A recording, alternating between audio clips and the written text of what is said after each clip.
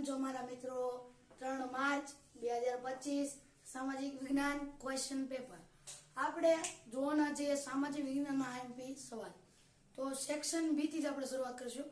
આપણે જેટલા સવાલ આપીશું એ બધા બ્લુપ્રિન્ટ પ્રમાણે હશે. તો પહેલામાં પહેલું ચેપ્ટર એમાંથી આવે છે. પહેલું ચેપ્ટર જો ચેપ્ટર નંબર 1 આઈએમપી આપું છું એમાંથી જ સવાલ હશે. ફાઇનલ છે. પહેલો સવાલ છે વનસ્પતિ જીવન અને વન્ય જીવન. આ બે સમજાવવા દેવાનું. એક પહેલો સવાલ એવો હોય છે વનસ્પતિ જીવન, બીજો વન્ય જીવન, બીજો વન્ય જીવન. હવે ત્રીજો સવાલ એવો છે કે શા માટે નદીઓને લોકમાતાનું બિરુદ આપવામાં આવ્યું છે. આ તમે નોંધ કરતા રહેજો. રેડી? હવે ચેપ્ટર નંબર 2 ડાયરેક્ટ હવે ચેપ્ટર નંબર 2 લઈ લઈએ. એટલા સવાલ કરવાના છે. આમાંથી સવાલ આવશે.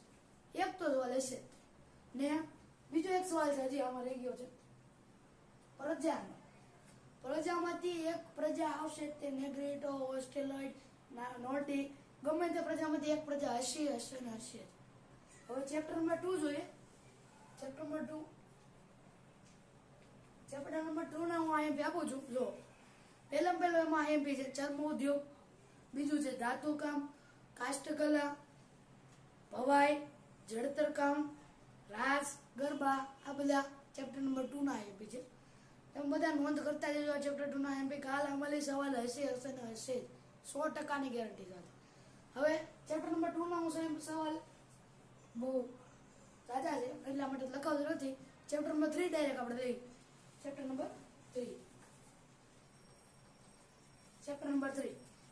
3 માં પણ સવાલ છે. થોડા વધારે છે પણ આમાંથી બહુ હશે તે ફાઇનલ છે. પહેલો સવાલ એલિફન્ટાની ગુફા, બીજો સવાલ છે ખજુરાહોની, ત્રીજો છે કોણાર્કનું સૂર્ય મંદિર, ચોથો છે બૃહદેશ્વરનું મંદિર, પછી છે દિલ્હીનો લાલ કિલ્લો, પછી આગ્રાનો કિલ્લો, ચાંપાનેર, પછી બીજું કયું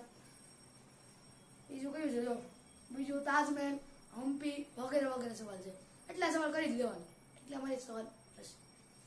હવે ચેપ્ટર નંબર ડાયરેક્ટ 9 બ્લુપ્રિન્ટ પ્રમાણે તો તમને આપો છો સવાલ બ્લુપ્રિન્ટ પ્રમાણે જ હશે ને આમાંથી જ સવાલ આવશે. પહેલા કહી દઉં છું મિત્રો, કરી જ નાખજો આ સવાલ. 100% ની ગેરંટી સાથે આમાંથી સવાલ આવશે. ચેપ્ટર નંબર 9 લખાવતો નથી તમે ખાલી નોંધ તમે કરતા રહો. રેડી? ચેપ્ટર નંબર 9 પહેલો સવાલ એવો છે શીશાના ગુણધર્મ. બીજો સવાલ એવો છે ચેપ્ટર નંબર 9 માં બીજો સવાલ એવો અભયારણ્ય, રાષ્ટ્રીય ઉદ્યાન, જૈવ આરક્ષિત ક્ષેત્ર અને બધી અમલો યોજનાઓ છે ને બધી વાઘ પરિયોજના, હાથી પરિયોજના, એ યોજનાઓ એક યોજના હશે જ ને. અભયારણ્ય, રાષ્ટ્રીય ઉદ્યાન, જૈવ આરક્ષિત ક્ષેત્ર આ 3 માંથી પણ કોઈ એક આવવાની ખૂબ શક્યતા છે. રેડી? આ છે વિભાગ બી માં 9મું ચેપ્ટર.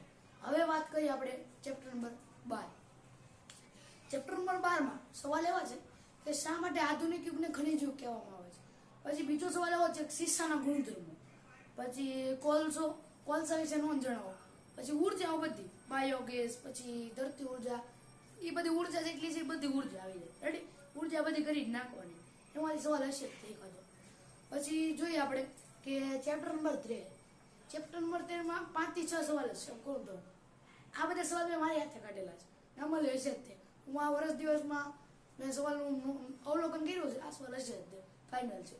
પછી જો સિમેન્ટ ઉદ્યોગ, ચેપ્ટર નંબર 13 ના સિમેન્ટ ઉદ્યોગ, ઇલેક્ટ્રોનિક ઉદ્યોગ, પછી સૂત્ર કપડની સમસ્યા, શણ ઉદ્યોગની સમસ્યા, એ આ 4 સવાલ કરી જ નાખવાના. રેડી? આ ચેપ્ટર નંબર 13 ના સવાલ. હવે ચેપ્ટર નંબર 20 ની વાત કરીએ.